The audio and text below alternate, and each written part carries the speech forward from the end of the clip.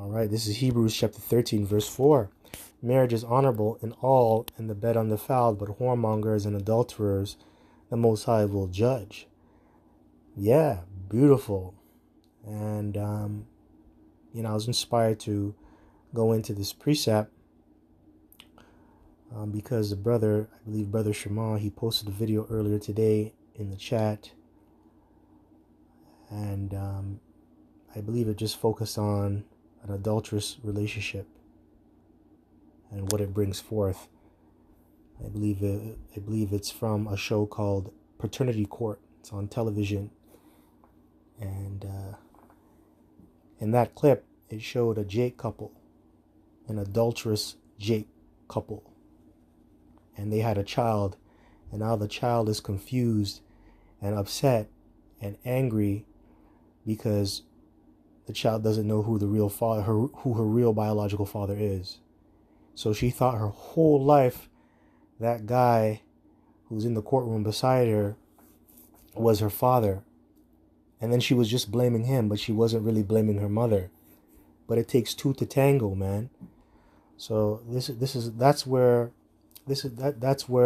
happens when you have a defiled bed and when you are adulterous. You get judged.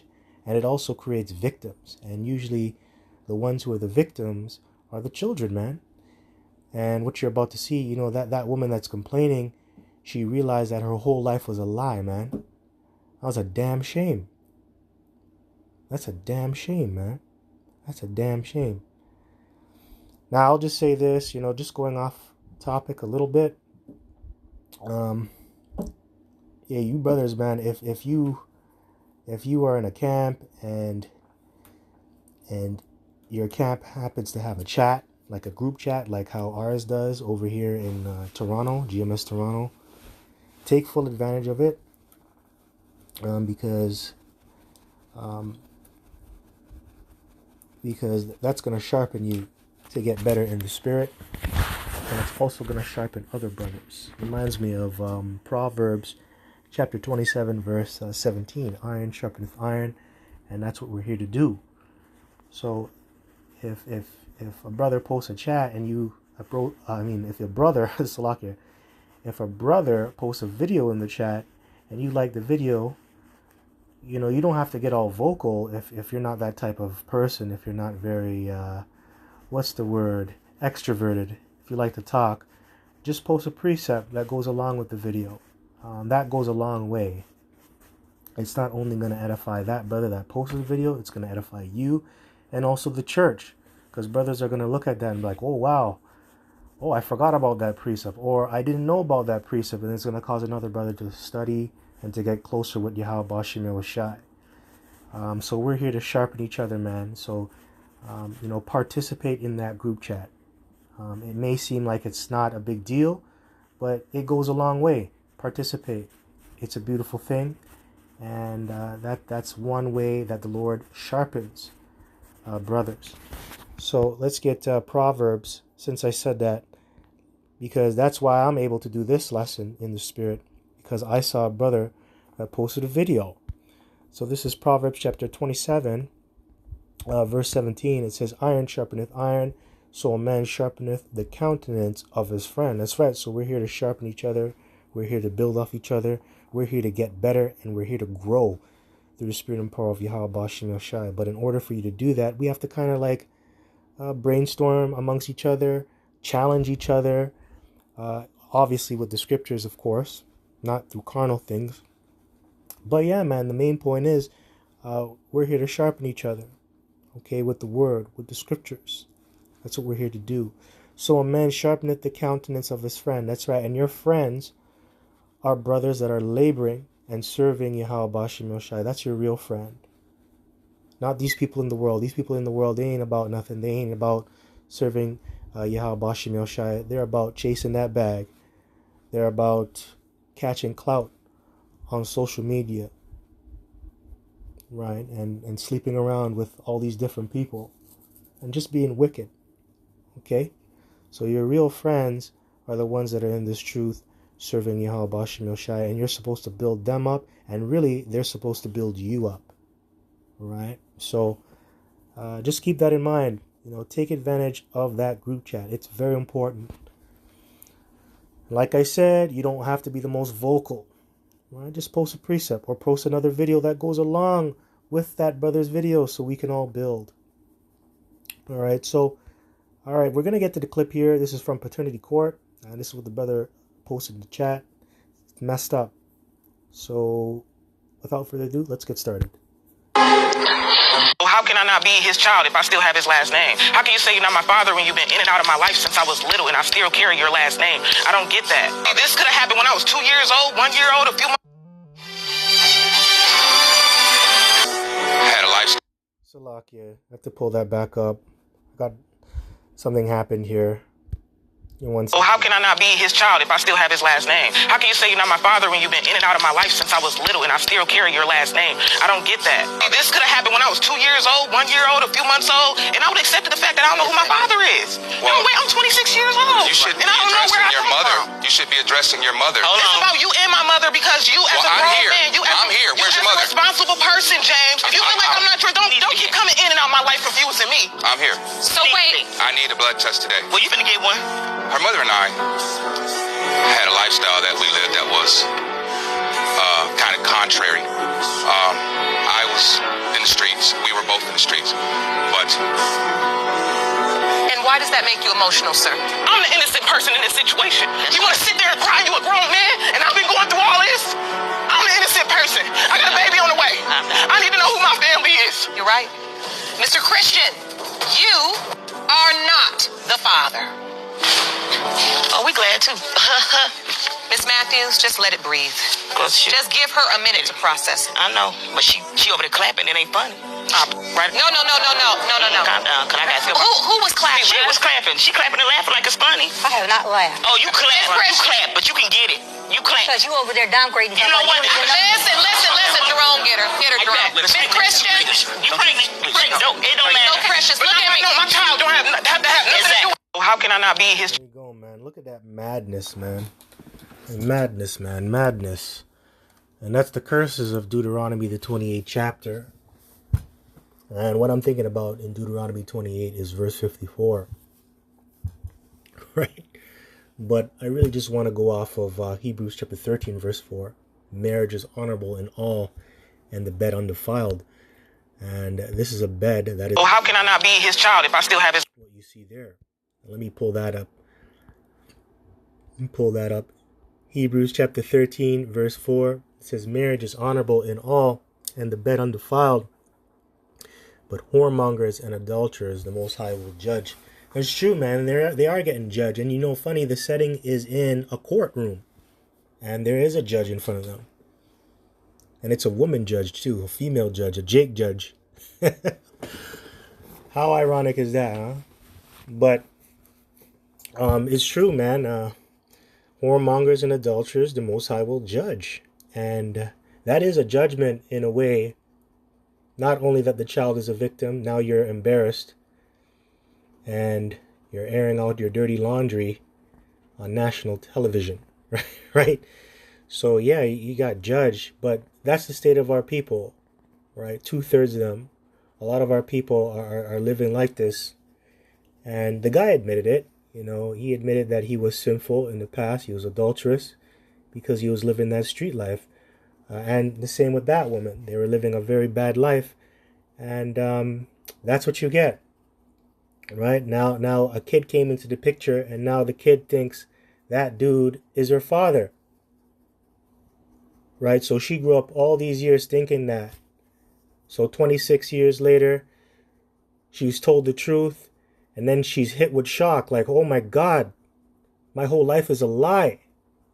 That's a damn shame, man. That's a damn shame. You see, in the kingdom, this shit isn't going to happen at all, man. You see, right now, we are in our hell. As a nation, collectively, we're going through hell. This is hell, man. Yo, that's hell, man.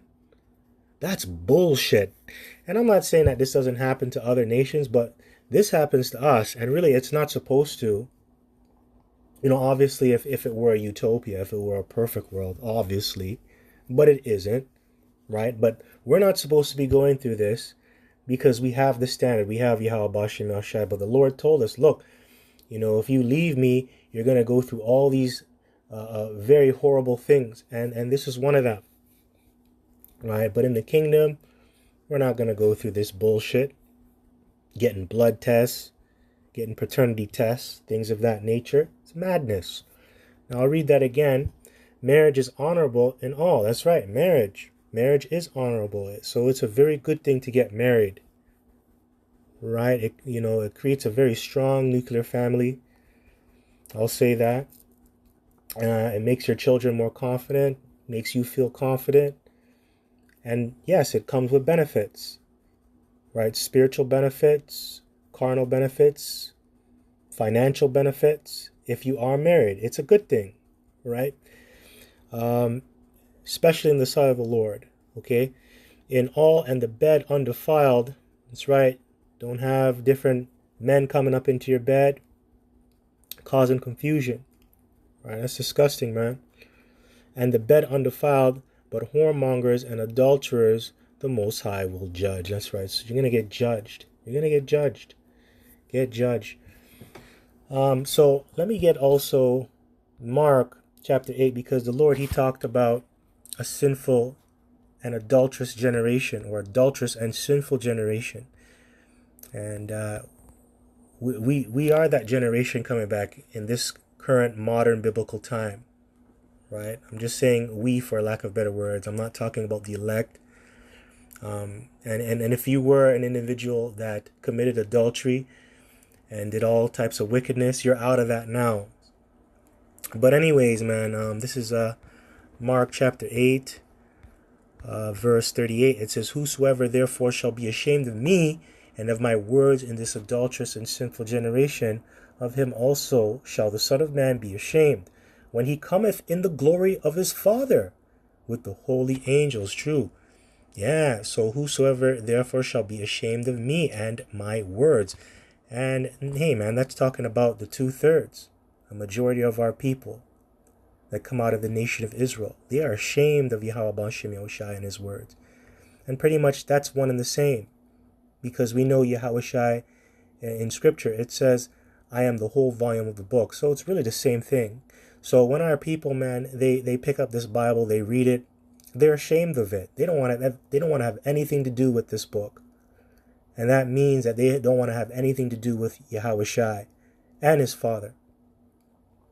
And yeah, man, and really deep down, they're really ashamed of themselves. Right? Really, they have a lot of issues going on inside of them spiritually and also mentally. And that's why they can't really get this word or understand it. That's why they have a problem with this word. Right? So it says, in this adulterous and sinful generation, very sinful, the man said it, we were living a very wicked life. Me and her were caught up in the streets. So you know what they're doing in the streets. Could be doing anything. Drug trafficking, human trafficking, right? Committing adultery, killing, murder, stealing, right? So that's very sinful. Because what is sin? Sin is transgression of law. And all those things you do in the streets, that's transgression of the law, right? Especially the Lord's divine laws. Not just Esau's laws, the Lord's divine laws. So, man, that's very sinful, right? Sin is transgression of the law. So they weren't doing really good. They knew that. So of him also shall the Son of Man be ashamed. And that's right. The Lord, when he comes back, he's going to be ashamed of a lot of you Israelites. He's ashamed right now, but when he comes back, he's going to show that he's ashamed. And that's by you not being able to be beamed up in that ship. You being delivered out of this hellhole. You being destroyed. When he cometh in the glory of his Father with the holy angels. That's right. And you know what that means? The Father with the holy angels, that's talking about the strangeness of his salvation. Spoken of in Wisdom of Solomon, the 5th chapter. But yeah, man, it's a very adulterous and sinful generation. And this is a result of... How can I not be? The thing is, man, she realizes her life is a whole goddamn lie. And now she has a baby on the way. And now that baby's going to come out and be confused. Who's my granddaddy? Who's really my grandmother? That's a bunch of confusion, man. And you can see, man. Mother. You can see that they're clamorous as hell, man. Right? Clamorous, man. These women, too. Don't let me get on that. A foolish woman is clamorous. She is simple and knoweth nothing. And she's doing all the talking, and she still don't know nothing. Still don't know nothing. Pointing fingers, saying you can't just come in and out of my life like that.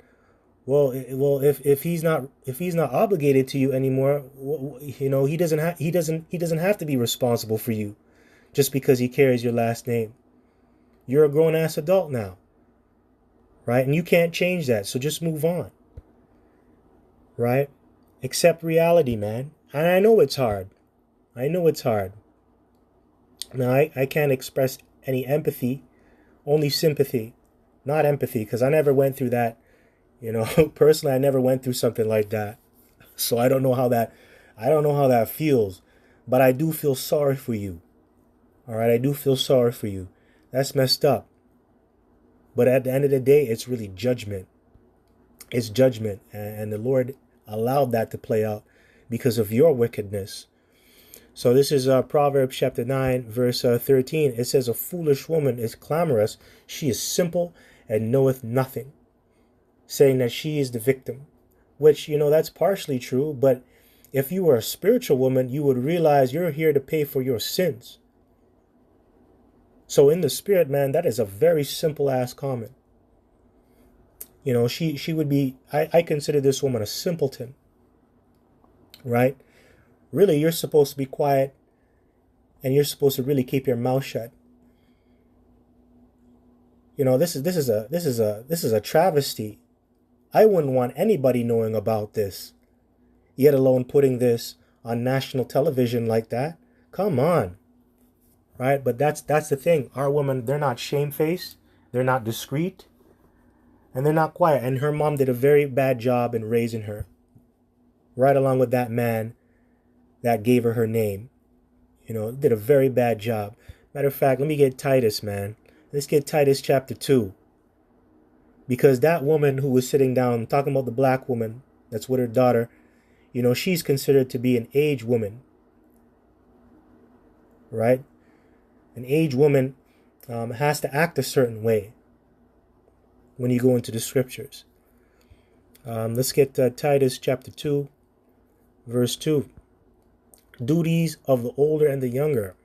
I'll start at verse 1. But speak thou the things which become sound doctrine. Sound doctrines found in the scriptures, man. Right? And you need good teachers to teach you sound doctrine. Fundamentally sound doctrine. And that's another thing. You got to be fundamentally sound in this truth. You can't be out there teaching the scriptures and you don't know the fucking alphabet, man. Okay? Especially the alphabet in Hebrew. Don't know basic fucking precepts, man. Right? That's another thing. Sound doctrine, but fundamentally sound. So you got to know the fundamentals. So that means Hebrew Israelite Basics 101. Now, obviously, we're in the flesh and we're going to forget things. Obviously, we don't speak Hebrew every day. We don't write Hebrew every day. But come on, man, you got to have an edge about yourself while showing the basics, man. Come on, man. It's fucking embarrassing. Verse 2. That the aged men be sober, grave, temperate, sound in faith, in charity, in patience. So that's how an aged man is supposed to be. And that man's up in age. He ain't a fucking teenager. And yes, I'm going to start swearing now. Get passionate.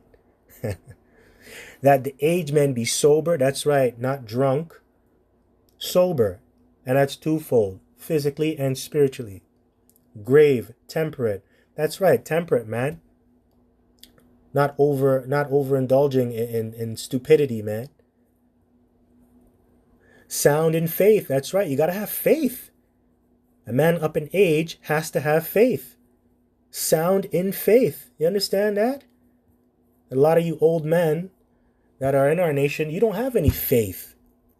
You don't have any faith. You're very faithless. You're effeminate. To be effeminate means you're faithless, man. You're an infidel. And those two are similar, right? Very similar. Infidelity and, yeah. In charity, in patience. That's right. In charity, you have to give. Give to those especially who are laboring. especially if they're lower in stature. Show some goddamn charity. And if you're an up in age, man, you should be able to give. You should be in that position to give, and you should want to. And if you're not, you should find a way to. Because you're too fucking old to not give anything. With all the knowledge and experience you gave growing up in this world, especially this wicked world, you learned a few things, man. You learned a few things. So you got to be charitable. Come on, man, especially to the youth. But you have the old men, the older generation of our men. They don't want to do nothing, man. They don't want to teach. They don't want to share anything. The only ones that are doing that are the apostles. Right? The apostles on down, okay? The older men that are in this truth. In patience, that's right. Patience means to suffer. Long suffering. Yeah, so you gotta show patience, man. You know, that comes by you leading by example. You know? Anyways, verse 3, the aged woman likewise, so going into the aged woman, the older woman, that they be in behavior as becometh holiness, not false accusers, not given too much wine, teachers of good things, that they may teach the young woman to be sober, to love their husbands, to love their children, to be discreet. That's right, you know, discreet. Keep your mouth shut. Don't air out your dirty laundry. Don't be clamorous. Keep your mouth shut. And that's annoying, man. I don't like a woman that talk too much, man. That makes me want to walk away. And that's another thing you women don't understand. When you talk too much, you're really threatening a man. And men don't like to be threatened by women, the weaker vessel. That's like pushing them into a corner. All right? Just keep your fucking mouth shut. Just keep your mouth shut. All right? And only voice your opinion if that man's just going off. And even then, you still have to show restraint when you do things like that. Gotta be, you know, these women talk too fucking much. Okay, to be discreet, chaste, keepers at home, good, obedient to their own husbands, that the word of the Most High be not blasphemed. All right, so really I want to go into discreet. You know, be discreet. Don't air out your dirty laundry like that. Because she's doing all the talking, man. All the talking. And that woman did a terrible job. That aged woman that you saw there, that older black woman, she was getting ready to fight that other Edomite woman over there sitting. And she didn't even do nothing, man. She probably just looked at her the wrong way. And then she wanted to fight. She's encouraging that behavior. That's not good. You're not supposed to be acting like that when you're that age. All right, so I thought I'd just bring that out.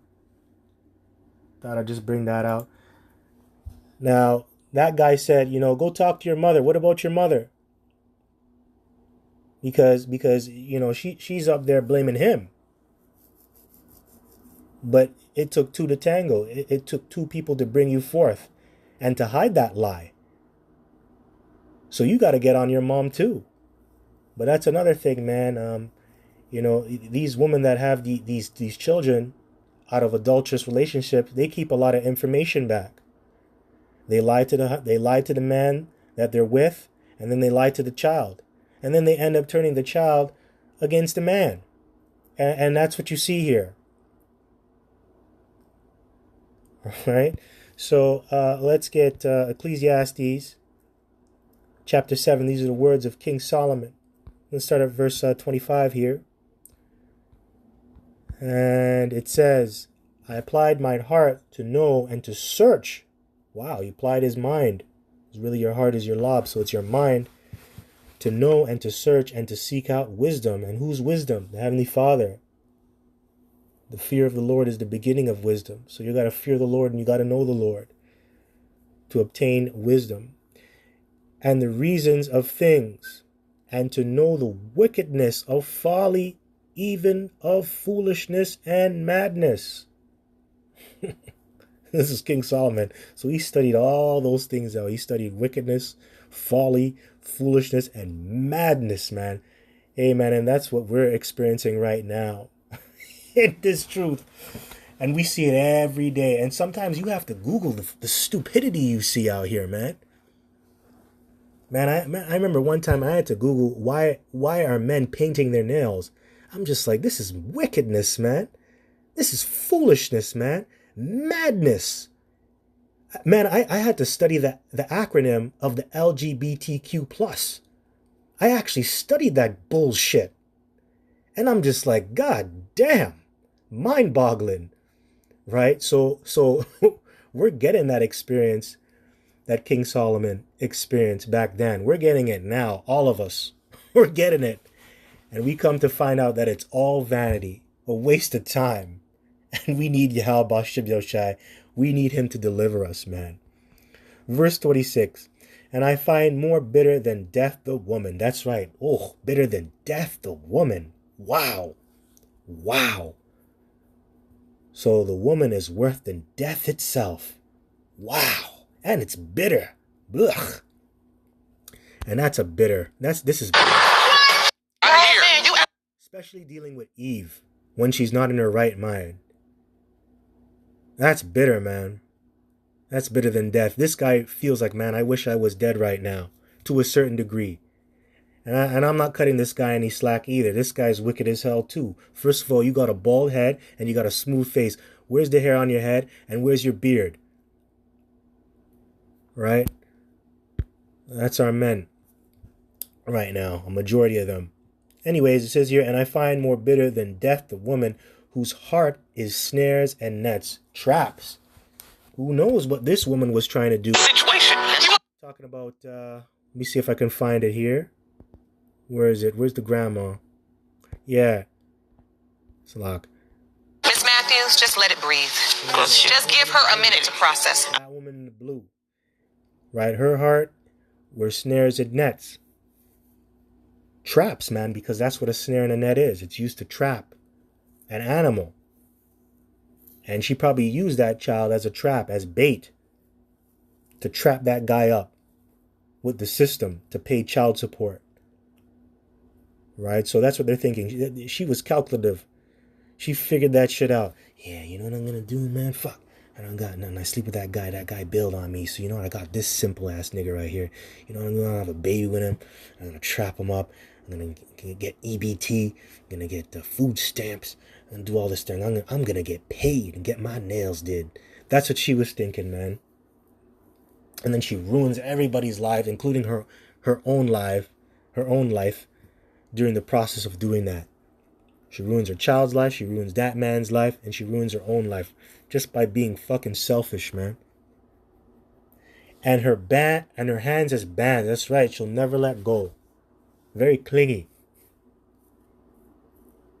Doesn't want you to grow.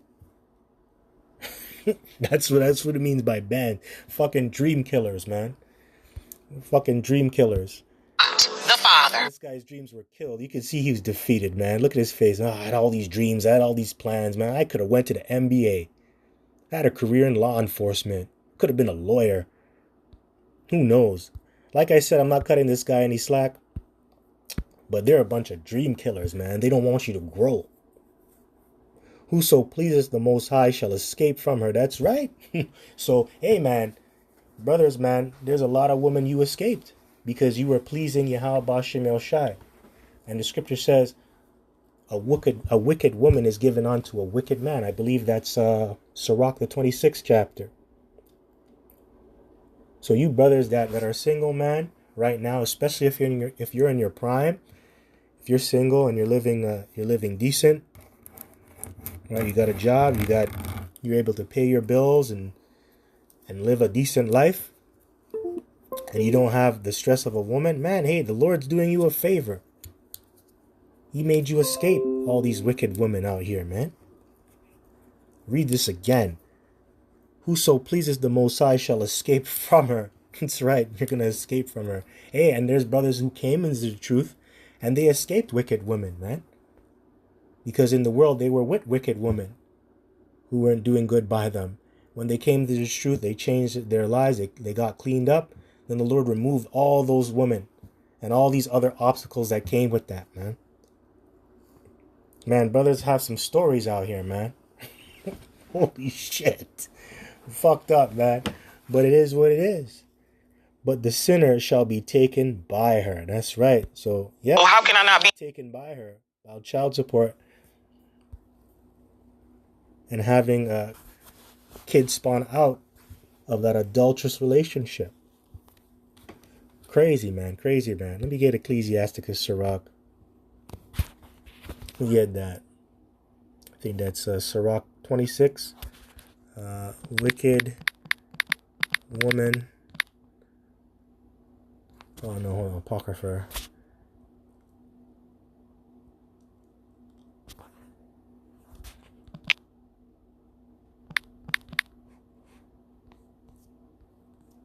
Yeah, here we go. Sirach, pop up. Sirach chapter 26, verse 23. A wicked woman is given as a portion to a wicked man, but a godly woman is given to him that feareth the Lord. So you're going to get a good woman. And the first woman you're going to get is Sophia, which is the scriptures, which is wisdom. Sophia. And then the Lord may give you a rib. Give you a nice woman. She got a job, pays her bills, pays your bills too. You help her, she helps you. You know, you get some box, right? Have a good time. Able to relieve stress and shit. Because that's what she's for. She's there so you can relieve stress too. Right? So yeah, that's a good woman. And like I said, that starts with Sophia first. Then you read these scriptures. It's a stress reliever, man. Holy shit. So yeah, anyways, man, with that, just want to give all praises, glory, and honor due unto Yahweh, Bahashem, Yahushai, Bahashem Rakah Chodash, and double honors to the apostles and elders of Great Millstone of GMS, TSA Shalom. Shalom unto the hopeful like Kwame Yashala and Baba Bal Shalom.